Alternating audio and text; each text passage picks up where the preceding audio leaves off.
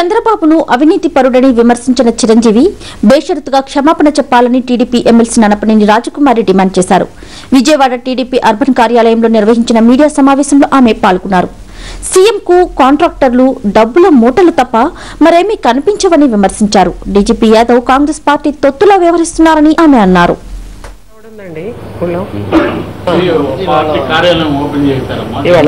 Party పెట్టక ముందే వసూళ్లు మొదలు పెట్టినటువంటి మీ గురించి ఎవరో తెలియదండి చిరంజీవి గారు. మేము వాస్తవాలతో నిరూపిస్తామండి. వాళ్ళు బయటకు వచ్చిన వాళ్ళంతా చెప్తున్నారు మీ పార్టీ నుంచి. కాబట్టి తీవ్రంగా ఖండిస్తాం. ఇది మంచి పద్ధతి కాదు. చంద్రబాబు గారికి బేషరతుగా క్షమాపణ చెప్పాలి.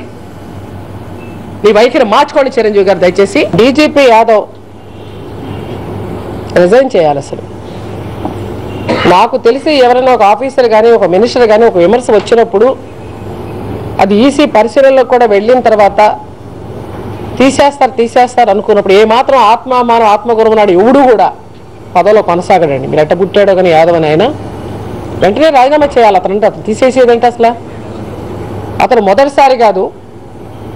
అతను డీజీపీ కాగానే అన్న పదవి ఏంటి మీకు గుర్తుండి ఉంటుంది. మన పత్రికలోనే వచ్చింది, మీడియాలో వచ్చింది. రాజశేఖర రెడ్డి గారి జలయజ్ఞం లాగానే పోలీస్ డిపార్ట్మెంట్ మహాయజ్ఞంతో పనిచేయాలని ఉపమానం చెప్పాడు. ఆ రోజు నేను స్టేట్మెంట్ ఇచ్చాను.